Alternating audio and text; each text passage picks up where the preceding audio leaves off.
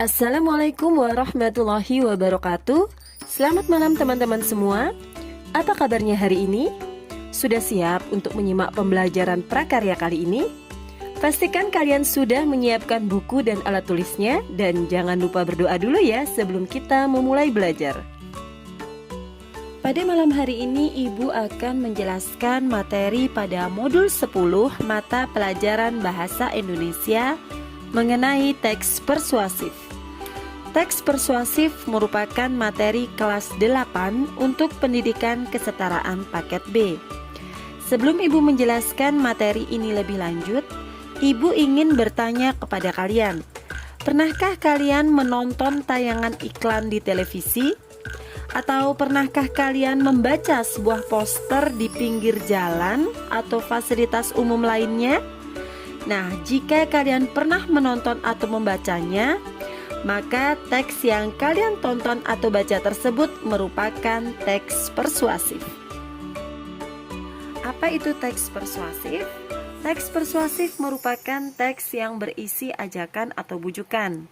Tujuan dari teks persuasif adalah untuk mempengaruhi atau membujuk seseorang agar dapat memenuhi keinginan penulis. Teks persuasif ditandai dengan adanya saran atau ajakan. Ajakan adalah anjuran atau permintaan untuk berbuat sesuatu. Suatu ajakan ditandai dengan kata-kata harus, marilah, ayo, hendaknya, sebaiknya, usahakanlah, janganlah, alangkah baiknya, dan lain sebagainya. Salah satu contoh bentuk saran atau ajakan dalam teks persuasif adalah kita harus pandai-pandai menyaring informasi agar terhindar dari resiko gangguan mental seperti kecemasan dan depresi. Nah, dari contoh yang Ibu bacakan tadi, bisakah kalian menentukan kata mana yang termasuk dalam kata ajakan? Ya, tepat sekali. Ada kata harus di dalam kalimat yang merupakan kata ajakan. Sekarang kita akan menelaah mengenai struktur teks persuasif. Struktur teks persuasif terdiri dari 4 bagian. Yang pertama adalah pengenalan isu. Pengenalan isu dapat berupa pengantar mengenai masalah yang akan dibicarakan. Yang kedua adalah rangkaian argumen. Rangkaian argumen yakni rangkaian pendapat penulis atau pembicara terkait isu. Bisa diperkuat dengan penyajian fakta. Fakta merupakan sesuatu yang benar-benar terjadi atau nyata. Struktur yang ketiga adalah ajakan. Ajakan yakni adalah inti dari teks persuasif berupa anjuran kepada pembaca untuk melakukan atau tidak melakukan sesuatu. Dan struktur yang terakhir adalah penegasan kembali. Penegasan kembali berupa simpulan atau rangkuman yang biasanya ditandai oleh ungkapan seperti demikianlah, jadi, oleh karena itu, dan lain sebagainya. Sekarang kita akan membahas mengenai kaidah kebahasaan dari teks persuasif. Kaidah kebahasaan teks persuasif terdiri dari yang pertama adalah pernyataan mengandung ajakan, bujukan, dorongan, dan sejenisnya. Ditandai dengan penggunaan kata penting, harus, sepantasnya, hendaknya, jangan, sebaiknya, dan lain sebagainya. Contoh kalimatnya adalah semangat dan keberanian para pahlawan haruslah kita teladani. Nah, dari contoh kalimat yang Ibu bacakan tadi, terdapat kata haruslah yang merupakan kata ajakan atau bujukan. Yang kedua adalah menggunakan kata-kata teknis sesuai dengan topik. Contoh misalnya, topiknya tentang Hari Pahlawan. Maka kata-kata yang berkaitan ialah agresi militer, kemerdekaan, perjuangan, penjajah, dan lain sebagainya. Yang ketiga adalah menggunakan kata penghubung argumentasi, seperti jika, dengan demikian, akibatnya, oleh karena itu, dan lain sebagainya. Kaidah yang keempat adalah fakta merupakan sesuatu yang benar-benar ada atau terjadi. Contohnya misalnya, 68 tahun silam para pahlawan bangsa berjuang bersatu untuk mempertahankan kemerdekaan dari agresi militer Belanda. Jadi, kalimat yang Ibu contohkan tadi merupakan fakta atau sesuatu yang benar-benar terjadi.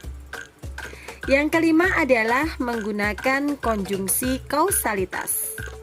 Apa itu kausalitas? Kausalitas adalah sebab akibat.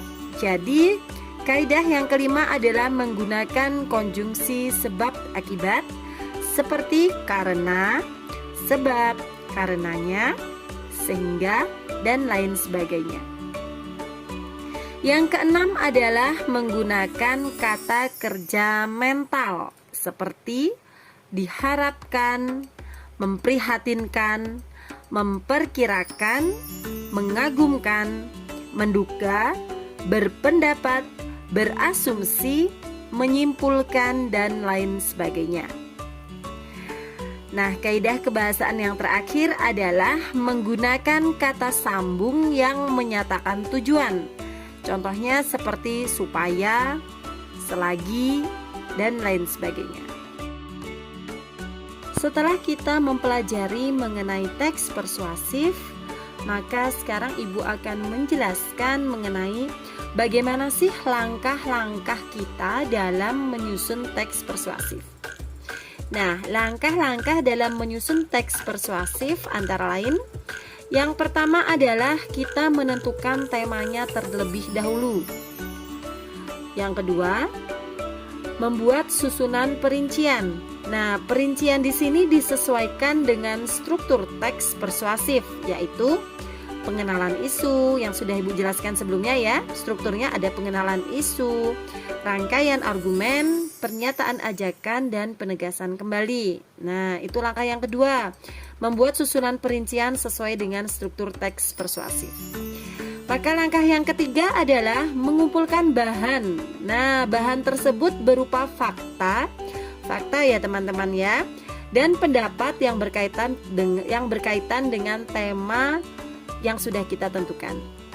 Nah, langkah yang terakhir adalah mengembangkan teks yang dilakukan dengan memperhatikan struktur dan kaidah kebahasaannya. Nah, yang terakhir barulah kita kembangkan teks yang sudah kita susun tadi pada saat susunan perincian sesuai dengan struktur dan kaidah kebahasaan.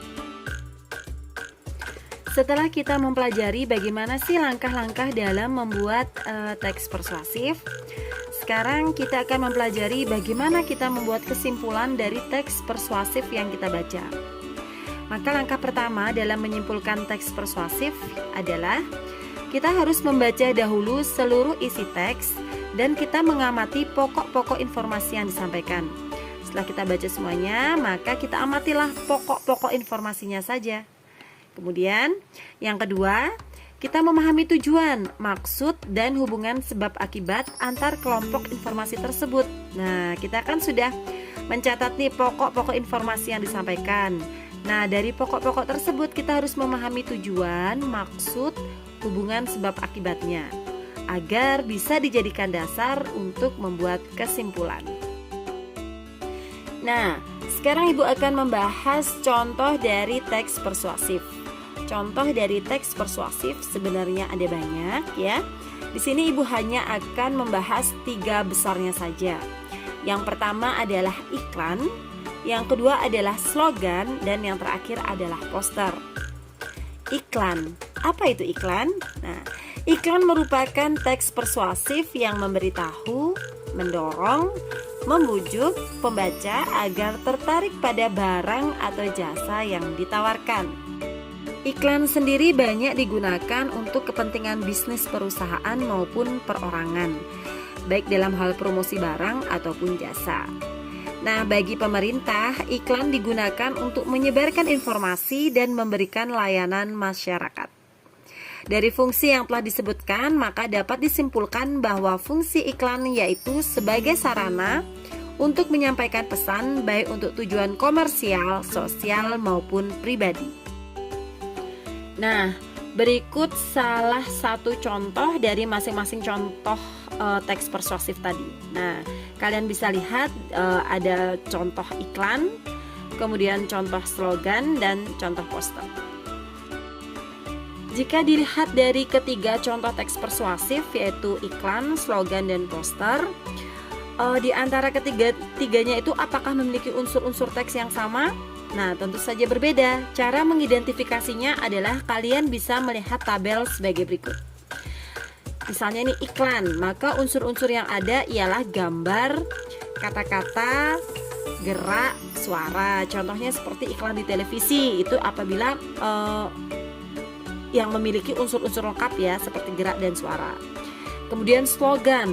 Slogan biasanya unsur-unsurnya hanya berupa kata-kata saja, tanpa gambar, tanpa gerak, ataupun tanpa suara. Sedangkan poster, biasanya poster itu selain ada kata-kata juga terdapat gambar. Demikian ya perbedaan unsur-unsur dari ketiga jenis teks persuasif tadi. Sekarang kita akan membahas spesifik mengenai iklan. Yang pertama akan kita bahas adalah mengenai unsur-unsur pembentuk iklan. Unsur-unsur pembentuk iklan dapat meliputi yang pertama adalah sumber.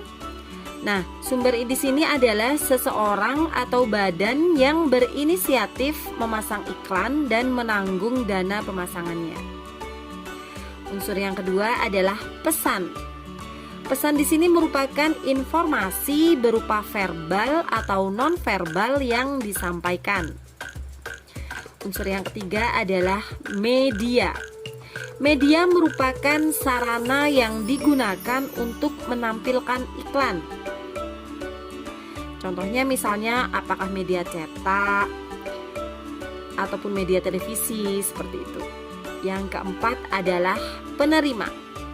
Penerima ialah perorangan atau kelompok yang menjadi sasaran dari pembuatan iklan tersebut. Yang kelima, efek. Efek merupakan perubahan sikap, pola pikir, perilaku, kebiasaan, dan pola hidup yang terjadi pada si penerima. Jadi harus ada efek dari dikeluarkannya iklan tersebut bagi penerima. Yang keenam adalah umpan balik. Nah, setelah penerima itu membaca atau mendengarkan dari iklan, maka harus ada umpan balik atau respon atau reaksi dari penerima iklan. Dan unsur yang terakhir adalah konteks iklan. Konteks iklan merupakan situasi yang berhubungan dengan iklan atau tujuan penulisan. Setelah kita membahas unsur-unsur pembentuk iklan, sekarang Ibu akan membahas mengenai apa sih maksud dan tujuan dari suatu iklan tersebut. Nah, maksud dan tujuan dari suatu iklan bisa dibagi menjadi dua macam tujuan ya, dua macam tujuan. Yang pertama adalah tujuan komersial. Tujuan komersial di sini dengan maksud memberikan informasi untuk memberitahukan kepada pembaca mengenai suatu produk atau jasa yang diiklankan. Itu tujuan komersial. Sedangkan yang kedua adalah untuk tujuan sosial. Nah, untuk tujuan sosial ini yaitu untuk mempengaruhi pembaca agar merubah sikapnya sesuai dengan yang diharapkan oleh pihak pengiklan. Contohnya misalnya iklan pendidikan gitu, Ayo Sekolah yang tadi ada di contoh sebelumnya ya. Maka ada tujuan sosialnya yaitu mempengaruhi pembaca agar bisa merubah sikapnya yang sebelumnya tidak tertarik dengan sekolah jadi tertarik dan mau untuk sekolah. Seperti itu. Sekarang kita menelaah mengenai pola penyajian iklan. Pola penyajian iklan di sini ada 3 jenis. Yang pertama adalah audio. Audio ini merupakan pola penyajian iklan yang berupa suara saja. Misalnya, iklan di radio. Nah, pada penyajian iklan ini gunakan kata-kata yang memancing perhatian di akhir dialog. Kemudian bisa menggunakan efek suara dan musik agar yang mendengarkan bisa tertarik. Pola yang kedua adalah visual. Visual ini merupakan pola penyajian iklan berupa gambar dan tulisan di media cetak. Pada iklan media cetak, selain bahasa iklan, diharapkan juga memperhatikan tata letak, jenis huruf, dan warnanya. Sedangkan pola penyajian iklan yang terakhir adalah gabungan dari keduanya, yaitu pola audiovisual. Pola audiovisual ini merupakan pola penyajian iklan yang dapat dilihat, didengar, dan dibaca. Teks iklan tersebut dimuat di media elektronik. Misalnya, iklan yang dimuat di televisi maka menggunakan warna dan gambar yang dominan untuk menarik perhatian penonton. Sekarang kita akan menelaah mengenai kaidah kebahasaan iklan. Iklan seringkali tampil dengan bahasa yang sederhana, mudah diingat dan mudah dipahami. Bahasa yang sudah akrab di telinga masyarakatlah yang akan sering digunakan untuk memberikan kesan positif mengenai hal yang ditawarkan. Penggunaan bahasa perlu diperhatikan agar menarik masyarakat, seperti misalnya penggunaan rima. Jadi singkatnya, bahasa pada iklan haruslah lebih efisien dalam hal penggunaan kata. Jadi apa saja sih kaidah kebahasaan dari teks iklan? Yang pertama adalah persuasif. Sudah paham ya, persuasif itu artinya adalah ajakan, jadi mengandung kata-kata ajakan. Yang kedua adalah imperatif. Apa itu imperatif? Imperatif merupakan kalimat yang mengandung maksud memerintah atau meminta dengan tujuan agar penerima mau melakukan sesuatu yang diinginkan oleh si pengiklan. Kemudian kaidah yang ketiga adalah berirama atau puitis. Kemudian yang keempat adalah harus berkesan positif, tidak negatif ya. Dan yang terakhir adalah sederhana dan ringkas, jadi tidak berbelit-belit atau bertele-tele. Teman-teman, setelah kita mengetahui banyak hal mengenai iklan, maka tentu saja kalian harus belajar bagaimana sih cara menulis iklan yang baik dan benar. Nah, oleh karena itu kita perlu mempelajari langkah-langkah dalam menulis iklan. Apa saja langkah-langkahnya? Yang pertama adalah awali penulisan dengan menggunakan pernyataan yang menarik bagi pembaca atau pendengar. Pernyataan tersebut itu harus fokus pada masalah yang akan diangkat dalam iklan. Kedua adalah menawarkan solusi terhadap masalah yang diungkapkan. Contohnya, pakai krim ampuh, 2 minggu jerawat hilang tak berbekas. Nah, di situ sudah jelas ya pada kalimatnya menawarkan solusi terhadap masalah yang diungkapkan. Langkah yang ketiga adalah menunjukkan bukti bahwa solusi yang diberikan tadi benar adanya. Contohnya, riset membuktikan krim ampuh 90% menghilangkan minyak berlebih pada wajah. Nah, dari contoh kalimat yang Ibu bacakan tadi, di situ menunjukkan bahwa terdapat bukti dari solusi yang diberikan sebelumnya pada saat kita menawarkan solusi tadi. Yang terakhir adalah pengajuan harga menjadi bagian terakhir dalam sebuah iklan. Contohnya, tak perlu risau dengan harga. Nah, seperti itu. Jadi banyak sekali ya teman-teman ya langkah-langkah dalam membuat sebuah iklan. Jadi kalian harus memperhatikan yang Ibu jelaskan keempat tadi.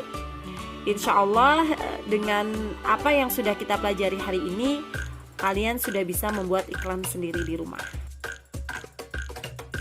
Alhamdulillah, selesai sudah materi modul 10 mata pelajaran Bahasa Indonesia mengenai teks persuasif. Ibu berharap setelah kalian memahami materi ini, kalian sudah bisa membuat iklan sendiri di rumah, baik berupa iklan, slogan maupun poster.